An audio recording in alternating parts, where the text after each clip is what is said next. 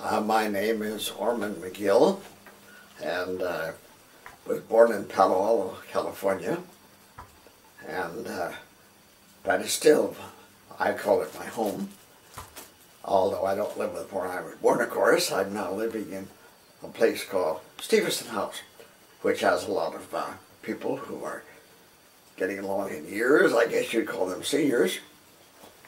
Anyway, we're going to give you a little resume of some of my adventures in my life as we go along, and we'll see what comes out. First of all, I must tell you about the girl I married. Her name was Delight, and the story is that her mother, when she was born, said, you know, this girl is going to be a delight for the world, whatever that meant. Anyway, she often said to me that that's a very hard name to live up to, because to be delightful all the time is almost impossible. Anyway, my experience meeting her was this. I was living in Palo Alto at the time, and Delight and her sister moved from San Jose to Palo Alto, and they opened a music studio called the Olmsted Music Studio. And her mother thought the girls should get acquainted, so they went over and went to a senior group over at the Methodist Church, which is meeting on Sunday nights. Mostly just talk and conversation, but it was a nice place to go to meet people that lived in town, or at least they were around the town more or less, since they were students at Stafford University. So anyway, I went there with my friend by the name of Dick Waterhouse. He was a pap I had known for a number of years. We just happened to that we had nothing to do that evening, so we went over to the church. Well, it wasn't actually in the church; it was just next door. It was a residence that was used for this purpose. So anyway, I went in there, and so did Dick. And to our surprise, we met Delight and her sister Anna Mae. And somehow or other, I took more or less an interest in Delight, and my friend Dick Waterhouse, he went in the direction of Anna Mae, which was a nice social evening. And after it was all over, the meeting, which was simply some songs and a little conversation, why, she invited us to go to the studio and they turn on some music and maybe have a little refreshments, and we could all dance together in the dancing room. Because at that time, Delight was teaching dancing, so that was very appropriate. So we all went over there, and we were dancing around, and much to my surprise, suddenly, right in the middle of the dance, Delight turned off the music, and she went ahead and said, everybody leave the room now, go in the kitchen, you'll find refreshments out there, but I just want to be here alone with Ormond for a little while. And so that's the way I met her, and I was very surprised, because that never happened to me before, that anyone made a special effort to clear the room and have me there. Anyway, I met the girl, and we got rather well acquainted. And in fact, we went around together for 4 years before I finally had a chance to go to Los Angeles. And I was going down there to do, I hoped, some arrangements for show business. A friend of mine, that was a student at Stafford University by the name of Bob Bernard, had gotten himself a job down there, only publicity, so he said, come down, maybe we can find some shows down here for you. So anyway, I told Delight I was going to go down there, and she said, well, I'm going with you. Well, I thought that was very nice, but I wasn't exactly prepared for anything particularly, but nonetheless, we went down to Los Angeles. And while we were down there, she said, let's get married. Well, I had kind of hesitated about getting married, because I felt like I should have build up a sort of a reserve as a bank account to live on and that type of thing. So what I did was, I said, okay, well, let's see what happens. So we went to Santa Monica, and we found a private minister with his residence, and we went in there and we had the marriage ceremony. Our folks were a little disappointed about this later because they wanted to make something a little more showy than just simply this. But Delight didn't care about that at all. So we got married, but no one knew we had gotten married because we were all there by ourselves privately. And while we were down there, we got a call from Delight's aunt, which is quite funny.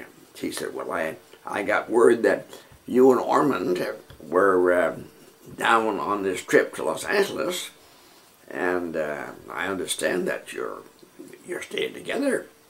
And I think that's a very, very, very, very shameful thing. It would kind of sully the said name and all that nonsense.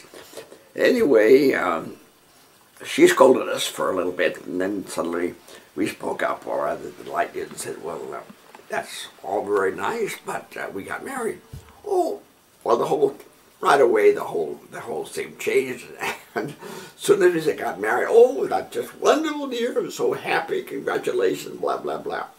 And so that's the way my marriage came about with Delight, and it was a very lovely marriage, and it proceeded on for 33 years before Delight had to make the transition and pass on to the other side.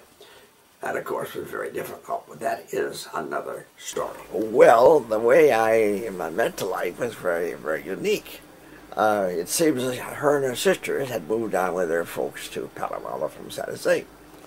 And her mother kind of wanted the girls to get acquainted in town, so they make new friends and so forth. So we went over to the Methodist Church had a senior group, mostly Stanford students and so forth, there, and so I thought that'd be a nice place to sort of go and meet some of the people of their own age. And they had a dance studio in town, and they had no objection, so they went to that thing. Well, it happened that I had a friend named Dick Waterhouse, who was a fellow who was going out to Stanford, and he had a home in town. His folks' home, actually, but they had moved to San Francisco, so he was still there. And we both went in at the same time to this meeting, just to attend it. We went, occasionally we'd go, not all the time, it wasn't anything. It was not a religious meeting at night with the college students. It was more of a just sort of a informal talk about the current events and things of the day, politics and so forth. And it was kind of like Unitarian Church, where they give kind of a day-by-day run-up of what's happening in the world. So anyhow, while we were there, her sister was there. Her name was Anna Mae. Incidentally, she just died a little while ago. And so was my wife, and her name was Delight. Well, I seemed to feel a sort of a connection with her somehow or other, and so we began talking, and my friend Waterhouse began talking with her sister. And after the meeting was over and everybody would just chit-chat, she said, well, we have a dance studio over on Waverly Street. It's just not too far from here. Why don't you fellas come over there, and we'll have some other group here if they want to. We'll start some music and have a little fun. So, we had no objection. We had nothing. We went over there, and it was very nice. And it was the days when they were doing the dancing where you two partners, they stand apart, come together, and they kind of stand apart, come together, that type of thing. Anyhow, everybody was having a nice time, and they had refreshments out in the kitchen. Well, somehow or other, I guess we just made a nice connection with Delight, who I eventually married, and she suddenly stopped the music. She said, you know, the refreshments out in the kitchen, and I want everybody to go out and have something to eat, and I want to clear the room. I want everybody to go out and eat except Ormond. I want them to stay here. I just met this gal a few hours ago. What is it? Anyhow, I had no objection to staying, of course. And they went out, and we stayed, and we sort of just somehow we just had sort of an affinity together, and in a very nice way, and it worked out fine. Her mother was a little bit dubious about a strange fellow and so forth, and her daughter, and she said, well. But anyhow, we eventually went together for about 4 years. And I kind of, we had ideas of we would naturally probably get married sometime, but in those days I thought, well, gee, I ought to put away a certain amount of money in the bank account before I take on a marriage situation. So a friend of mine happened to, who I knew was a Stafford fellow, he had gone down to Los Angeles and got a job as a publicity agent for that type of thing. So he had a few connections in the theater, and he said, well, you come down and I will see about you getting some dates down in Southern California. Anyway, as I was saying, I came over and I said, my friends is down in Hollywood, and he suggests I go down there and maybe we get some kind of work. So she said, well, that's fine, but I'm going down with you. She had her aunt and uncle living down in Southern California anyway. So because that was all nice, but when we went down there, she said, let's go and get married. Well, her folks kind of thought that we'd been going 4 years together, but they'd like to arrange sort of kind of a nice wedding ceremony, you know, with friends and so on. But she didn't care for that kind of thing.